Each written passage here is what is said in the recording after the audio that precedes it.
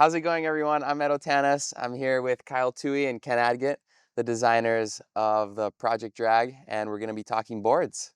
So my first question I had is, what are the specific characteristics that you guys were going for with this board shape, and how does the board actually embody that in terms of the the shape that you gave it? Yeah, I mean, I think first is that it needs to be awesome when you're on foil. Yeah. Like that's number one priority. Like you need to be able to put it into some crazy positions and then not have the board be your limiter. Mm-hmm. Um, you know, so that kind of comes from balance and the shaping and how it touches down. And the other part is speed. That's super important. And then more recently with our designs, getting up on foil is a super important consideration. So that, in this design started with winging and then with parawinging coming in and, there's different sort of ways to get on foil and different needs for that. So it's just about balancing those. But yeah, number one is it's got to be awesome when it's on foil. Yeah, Mm-hmm. I would agree. Biggest thing with all the designs I've ever wanted to basically shape is something that I could ride on the surface of the water and not have it hinder any performance of what I want to do in a advanced position as far as turning. I just want it to basically when it hits the water, you're not going to feel anything. It's just going to work with you through the turn. Basically like almost like a surfboard where it just rides the surface very comfortable. Mm-hmm.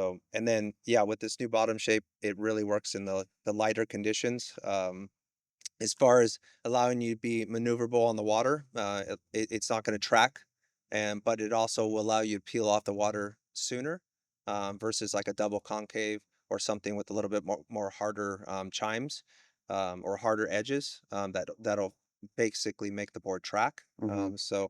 And then the double concave, you have to have quite a bit of water speed. Like our older designs, you have to have quite a bit of water speed for it to activate and actually work for you. And this one doesn't, and so you're allowed to peel it off the water when you want to. So it's very good in the parawing side, and it works extremely well for winging. I feel as well. So Mm-hmm. So when I actually got the board, I didn't really get too much background. I think someone shipped it over to Oahu and they're like, try it. And I didn't really know like all the thinking behind it and the testing that you guys had done and why you had designed it. But I remember trying it for the first time and I just did a downwind run prone. And at first I was like 62 liters prone, like that's not what this board's meant to be, right? But I ended up going and I remember doing a turn and I totally like breached the tip and kind of went down, dug the rail and then continued the turn and bounced right back up and went into the next one. And I was like, wait a minute, I would have ate it on any other Yeah, board. And then later in that same run, I breached and so fully out of the water, slapped back down.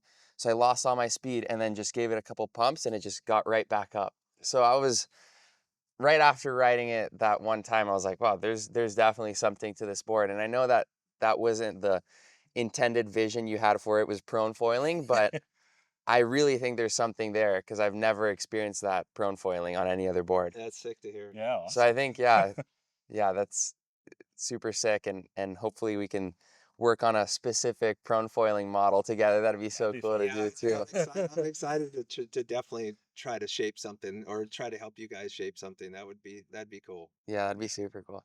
So my next question is what are the size ranges that you think would work best with the shape and also construction. I was gonna get into that next. Okay. As far as sizes, I personally like a 62 liter. 73 is kind of a little bit big for me, but on those lighter days, I like the 73. I've really actually, now that you're talking about prone stuff, I think I'm gonna go home and probably shape myself like a 50 liter version of it. Yeah. As basically like yesterday, I did the Maliko run on my 40 liter board, and it was probably the best. I mean, it was a 10 out of 10 for me. This first time I ever done the Malika run, and having something that light and nimble and small. And I think that the new shape in that size range, oh my God, like a 410 to 5.2 range, Yeah. that could be pretty magical. So, Mm-hmm. yeah, that's I'm excited to go to work on that. Yeah. Yeah, and I mean, for me, I can't even tell what the right size is. I have them, I'm 130 kilos, so I'm huge. So I have them from the same shape. I'll ride in, you know, I'm going to go ride the 85 today. I have a 125 liter at home. I was riding the 114 yesterday. Like sometimes it's like, well, that's great because it's a really cool shape that feels smaller, but then also I can ride smaller and get up and make it work. So Mm-hmm. I'm still trying to decide which sort of way I like best. But we decided to kind of do a size run that'll sort of fit everyone. And, you know, we're thinking about kind of who would be the person that buys each one, and uses each one and what they're using it for. So there's sort of 5 sizes, 62, 72. Well, the internet tells you. Yeah. Yeah. Yeah, I would say that a lot of the intermediate to advanced guys are probably going to be on the 73. Is going to be a very popular size personally. Just because of what I see in the gorge and then here on Maui, and just in general. So that'll be an interesting see or to see what people pick from. But the fact that it feels smaller than what it is, you might see people go, well, maybe the 85 might not be a Yeah. bad idea Yeah. because when you're up and riding, it feels kind of more like a 65-ish board as far as the how it feels when you're up and riding. So Mm-hmm. Yeah. It's Yeah. always nice to have a little bit extra volume to get out of there, and yeah, then as long as it's nice and rippable when you're surfing, it's yeah. good. Yeah. So what about construction? Have you thought about if it's best to go hollow, or what are you thinking? Yeah. I mean, number one is light and Yeah. stiff. So best way to get there. I mean, you know, right now we sort of play around with our constructions when we build our own boards, and they're getting kind of ridiculously light and still super stiff. And then these ones coming out of the factory are pretty great. So we got to have a hand in that layup, Mm-hmm. and that was super cool. So that we could sort of, give our input on where it needs to be stiff, where it doesn't need to be stiff. You know, we baby our boards. So dings getting in and out of your car is not really something we designed for, but we have to, for a production board, you have to kind of adjust for that a little bit. But um, I think we still erred on the side of, take care of Yeah, it. yeah, for sure. Yeah. So, um, I would agree with pretty much everything on that end. I would say the construction side, what we end up going with though, which I don't do personally. I think you do as far Yeah. as the Yeah. Divinacell, but we end up going with the Divinacell deck, a sandwich construction on the deck, which I felt more on the front foot than the rear foot as far as how stiff it felt and how responsive it felt. So I thought that was a nice change versus what I do personally. Mm-hmm. So that's what we end up doing. But yeah, I'm super stoked with the way they came out as far as construction. So I'm excited for people to try them, Yeah, see how Yeah. they feel. Yeah. me too. Do you think the shape that you created would be able to be used and stretched out sort of for sup downwind foiling? It would be really fun to try it. Yeah, yeah. So you guys, I don't know if you paddled it yet, but Mm-hmm. I think Reed Brady was paddling it a couple days ago. And then Johnny really wants to try to paddle the 114 to see how that feels. Mm-hmm. So that would be a great one to kind of go off of, and then we could scale it up and obviously make it quite a bit skinnier, which would be faster in the water. Yeah. Yeah. So, but as far as the bottom shape, if a 22-inch wide one is 22, I think the That one is, 114. yeah. Yeah. So if the 22-inch wide one works pretty well, it could just get that much better Yeah. if you change Yeah. the dimensions. And I mean, project drag, right?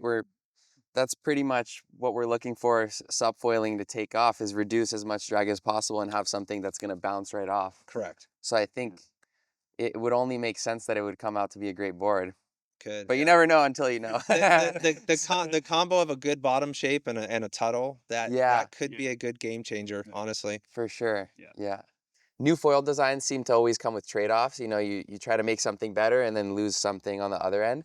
So with this board having a great glide on the water and takeoff, is there anything, and maneuverability, is there anything that you're giving up on the other side? Yeah, I mean, I'd say from like the designs that we sort of started coming together with, they were really optimized for like high speed, Mm-hmm. like really high speed, like Ken speed, Yeah. and just throwing it into the water and crazy maneuvers.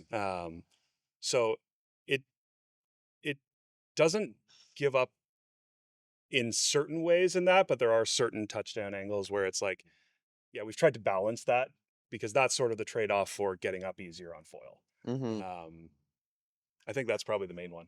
Yeah, I mean, what I find, and I thought there would be more hindrance as far as this high speed touchdowns, and Yeah. it hasn't been.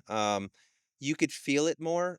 Like the double concaves or the V holes that we were designing in the very beginning, they bounce off the water. Like when you hit it, kind of purposely like Mm-hmm. rebounds. Like you kind of have to be aware that it's gonna kick Yeah. hard at you, which if you get used to it, you really like it because then it doesn't do anything goofy when you touch down. It doesn't want to kind of pull you over that nose at all.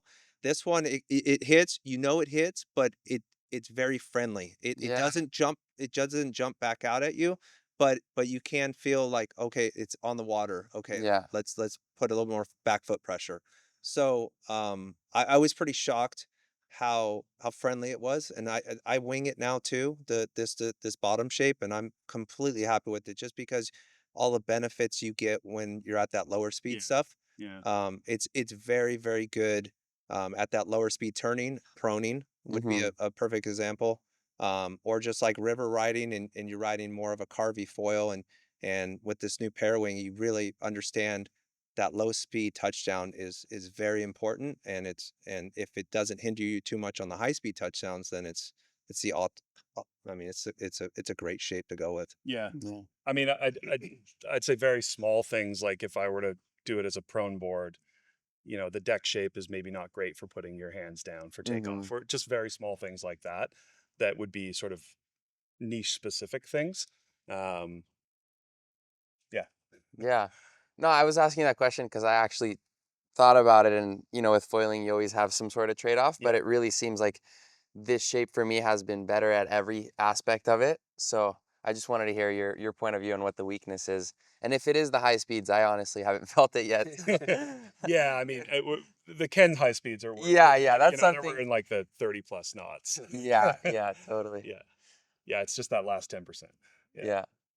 All right, well, that was all of my questions. So I'm super stoked we got to do this and I got to pick your brains on the boards. Yeah, I'm so excited for people to try them. Yeah, me too. Yeah. And me and Kyle love negative feedback. So if anybody has negative feedback, just send us the negative feedback when you try it. But I think people are going to be pleasantly surprised with the combination of either the tracks or the Tuttle. But the Tuttle, I think, is going to be an eye opener of how good it really is. Yeah. Yeah. And I think it's really cool that we were just building stuff for ourselves and like had no real commercial aspirations with it.